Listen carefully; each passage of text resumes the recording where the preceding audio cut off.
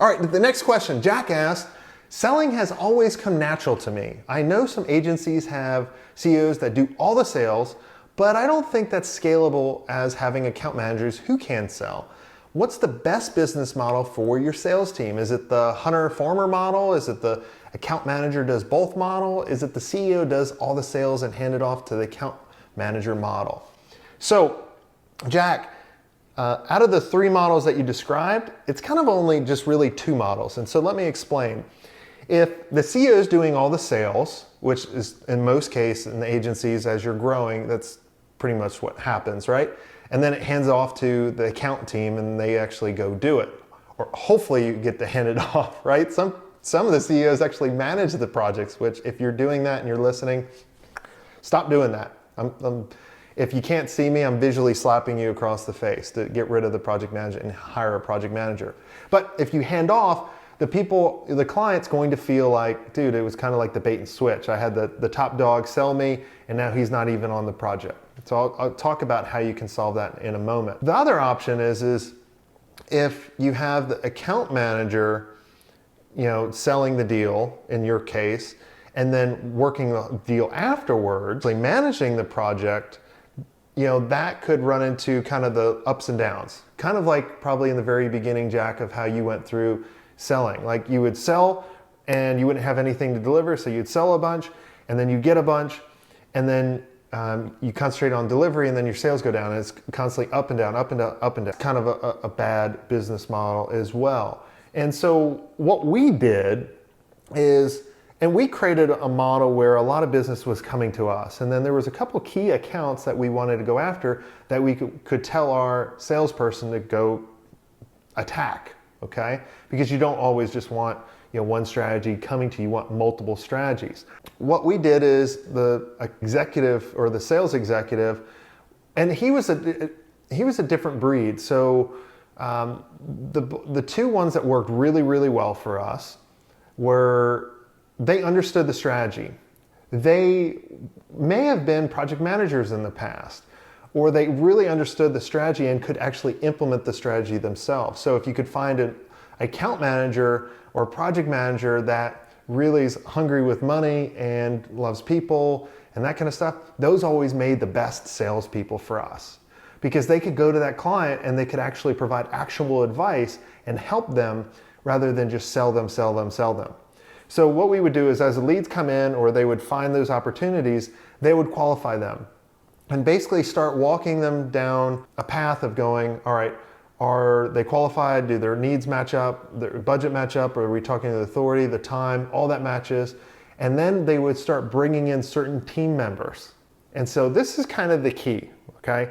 You have to start bringing in the right team at the right time rather than just bringing in the whole team as soon as you sell the deal, because then this is the first time that they're seeing it. And this was a big step for us. And this actually separated us from a lot of other agencies because the CEO and maybe the salesperson would sell the deal and then they would introduce the project team. A lot of times when we would get to a certain, and I know what you guys are saying, you're like, holy cow, I got to bring in my whole team, stop what everybody's doing.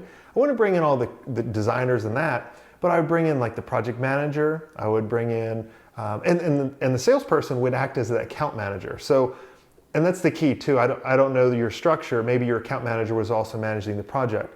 So we would have a project manager, we would have an account manager, and then we obviously have the creative team. And so the account manager kind of led the strategy.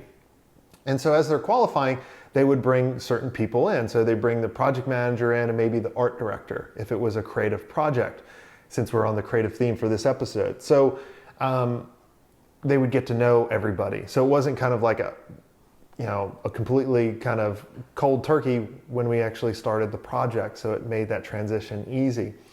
And then we also didn't rely on the project manager to sell the new deal. So the account manager would always be kind of best friends with the project manager. And always we would have weekly meetings with them in order to figure out where's the project at, what's any opportunities. And we would never task the project manager with selling more. Because think about the psychology of a project manager. Their whole job is to get stuff done. They don't want to create new stuff. So they're going to be the worst salespeople. So that's why you would have an account manager work with the project manager.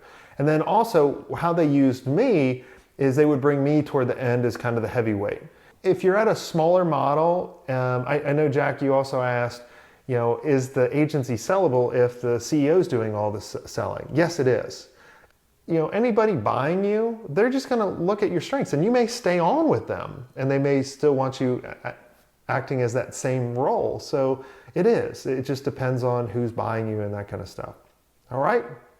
Did I answer your questions on that and give you the good business model? So really the business model would be, having an account manager, as the sales executive, right? And he's always checking in, knowing that strategy. He could be that challenger sales where, he would, if the prospect's wrong, he would say, no, I think you could do it a better way, right? Rather than just taking orders and saying, looking around the room and going, oh, you play baseball, and just trying to relate to them. Bad salesperson that way, okay? You want someone that can actually come in with that strategy and just attack it and provide them value. And then bring the right team in at the right time rather than just cold turkey when you win the deal. And if you do that, that's a scalable model. And that's the model that worked for us, and just bring people in as needed in order to provide that expert advice.